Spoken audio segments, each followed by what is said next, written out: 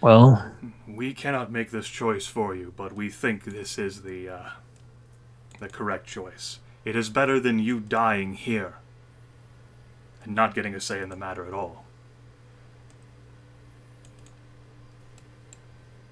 I'm just worried if whatever's come out at the end of this won't be me. The magic item says, "No, it probably won't be you, but you knew that the moment you set on this adventure of yours, Dwohira Marska."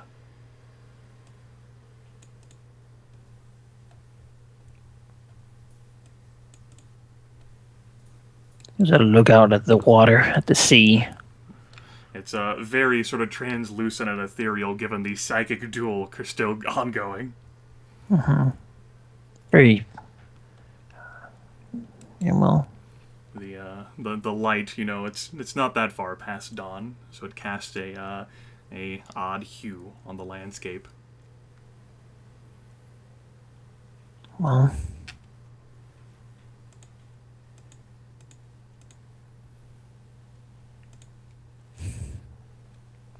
He would be a damn hypocrite if he didn't, wouldn't he? Thinks to himself, picturing Leon and, well, probably Thomas is dead too. The others are dead too. At least in this way, he can tell Tempest what happened.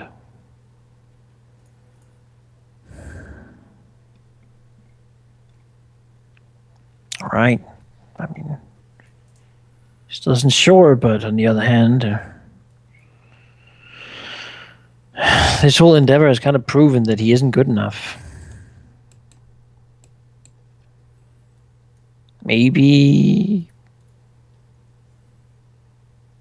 well, if he could die and give rise to something that would be good enough, that could help all these people and could stop the evil that is taking place, then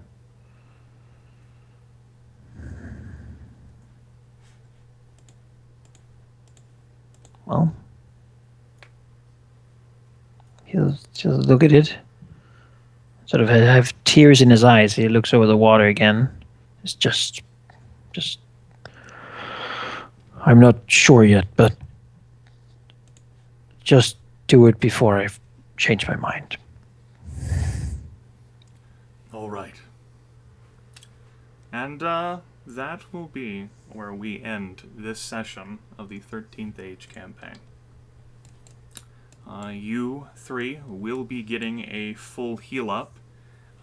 You will also be leveling up to level 6. Congratulations. Next session is going to begin pretty much where it's been left off here. Well, shortly thereafter, I will want to speak with you, Manikai, at some point and reveal what has changed about your character. Because there is an entire sidebar devoted to the PC actually allowing the Intellect Devourer in. Yeah. Okay. This has been a very rough session.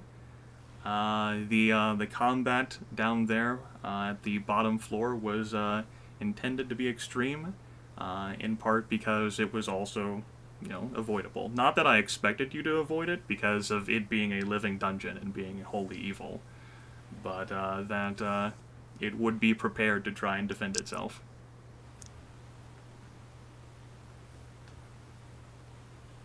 This session really didn't go as I expected.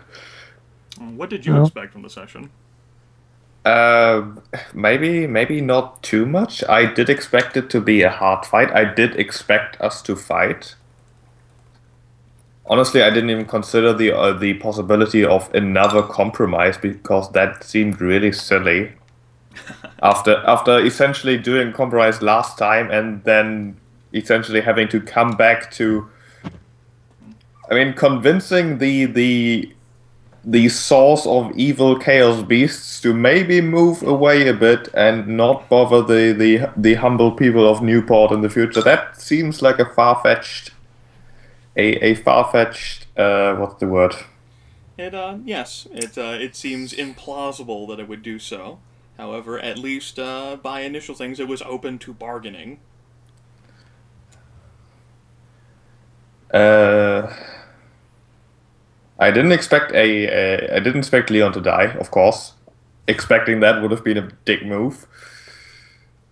Uh, Thanks, you. You're punching me 3 times.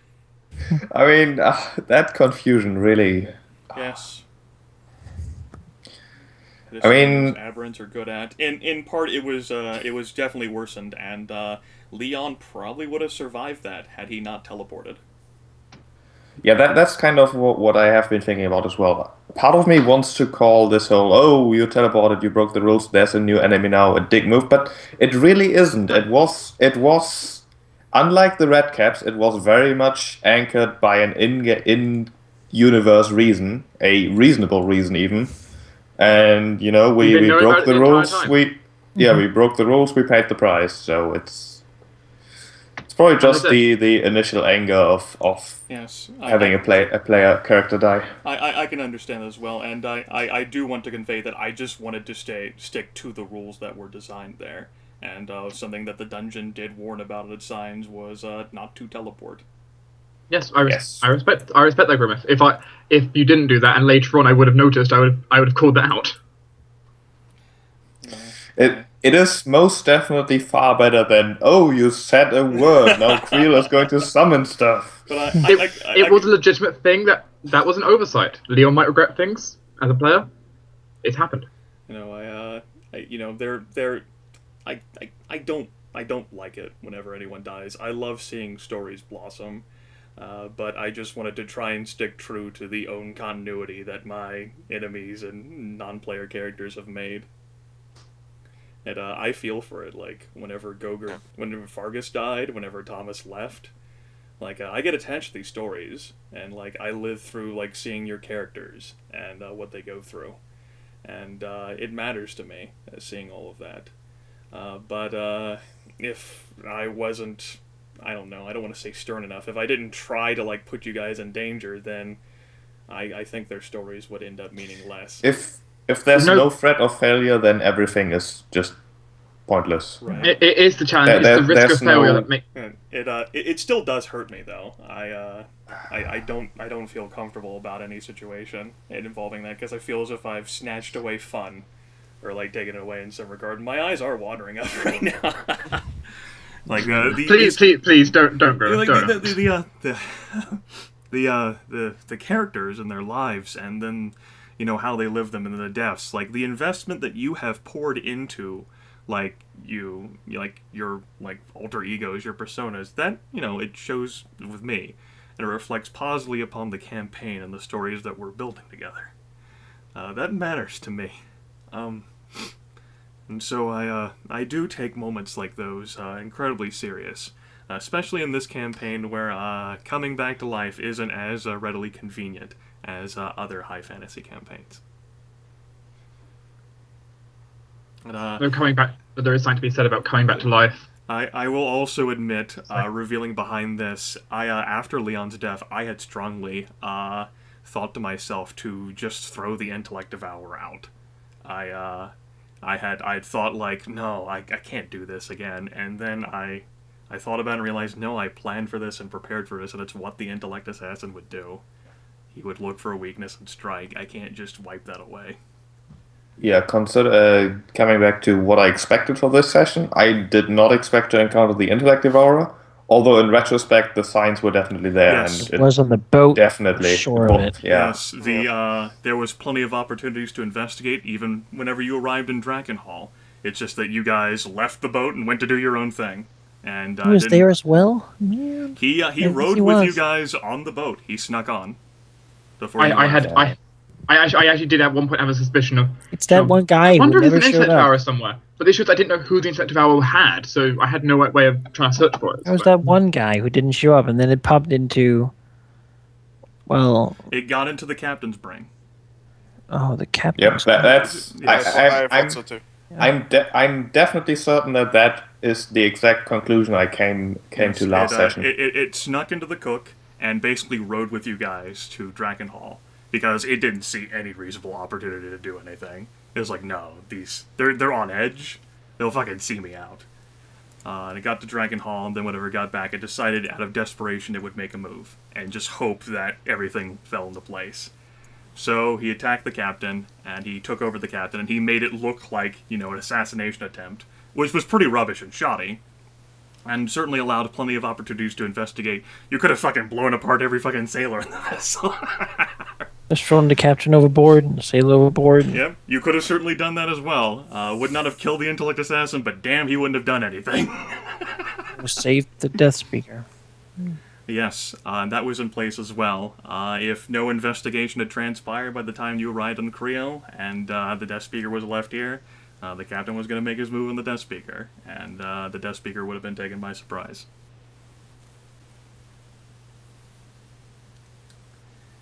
And so that's how And his story seemed sensible because the same thing had happened to me down there.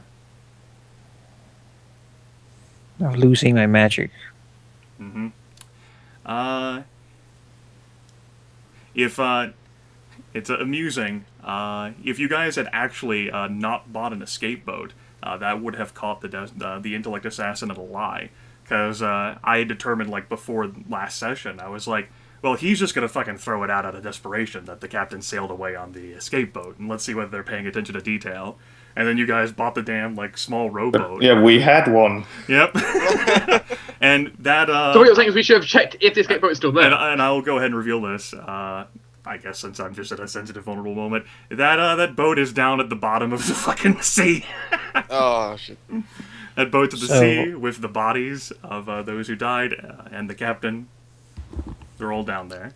So what you're telling me is I've just mind merged with like an idiot intellect devourer who can't get his story straight, rather than he was an super smart assassin one who has survived for several ages, and he was desperate and he made mistakes. It made mistakes. Those mistakes are necessary, as I'm sure you would know, Manikai, in order for the players to even be able to see and do something. Because if the villains execute a plan flawlessly, then what the hell's even the point of like putting it in front of the players? They need to have the opportunity to see something and then do something about it. And just the intellect assassin was able to isolate. He was going to go after Tempest, and this was going to be done last session. He wanted Tempest more than anyone else, but Tempest fucking fused into a damn box. Why would you want Tempest more than me? Because he figured it would be the easiest argument to get Tempest to escort him rather than Dwohiram. And he also wanted Tempest and his, like, shady, like, lying abilities. And he was also interested in the fucking cube. Like, what happens whenever I fuse with Tempest? Like he's like a machine Forgeborn. Like, what the shit happens? I'm so fascinated. Tempest turns into a cube and the intellect devourer just gets squished. That's what Victory at Lord Guess Valley wanted to discover, but Tempest is already a box. On his eye now, eat his brain. Yes, it did not.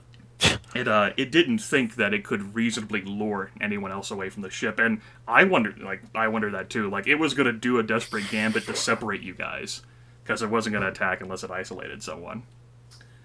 And then whenever it, Dwohiram basically volunteered himself for walking out there to, like, find people.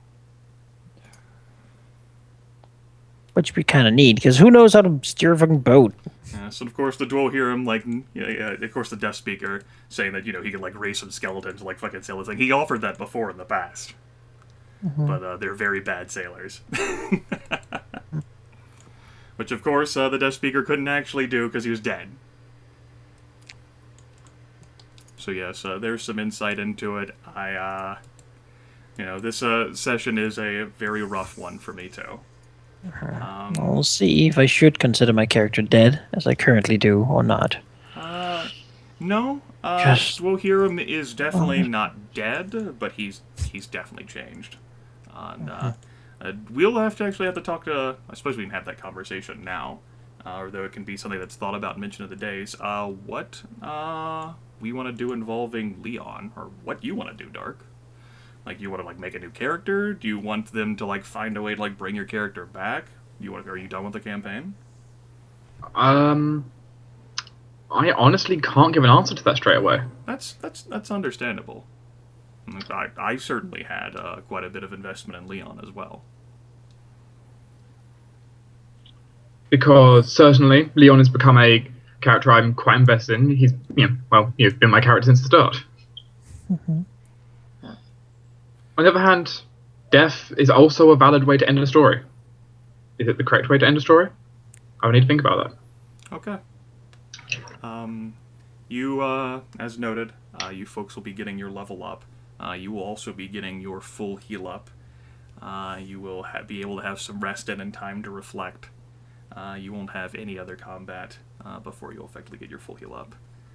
So you guys can think about your shifting for level 6. Not that you have that many changes to make, because because of how many incremental advances you already had. I get an entire new class talent. Yes. Yep. I think everyone does. Not everyone, no. Most classes only get 3 talents. Wow. Yes, it's martial classes like ranger and monk who tend to get extra. Yeah, Okay. I don't get it. I don't think. I think the paladin gets more than 3 class talents. I honestly can't remember, but the book will know that for sure. I'm gonna go ahead and go. Leave you guys on this somber note. I want to eat and putter around, and I also want to think about this too. Just to say that I really I do care about this tabletop experience. The story matters so much to me, and while I can certainly make mistakes as much as anyone, I do want all of us to leave the table thinking that the time invested was worth it, and that I won't try to I try not to be vindictive or petty or screw you guys or anything, because your characters and how much you care about these things, that really matters to me. And I don't want to be some asshole who tries to strip and ruin your fun and take it away from you. Okay? Alright. I think we understand. Good. I'm gonna go now. Good night, guys.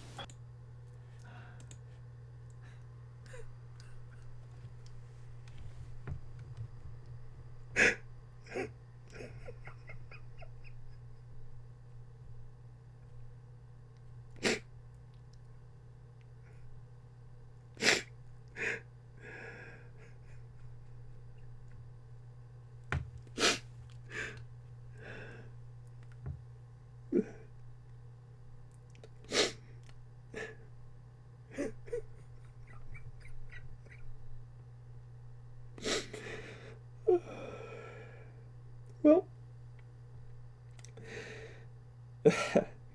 since I almost never do any video editing, I guess I'll leave this one in. Talk to you folks next session.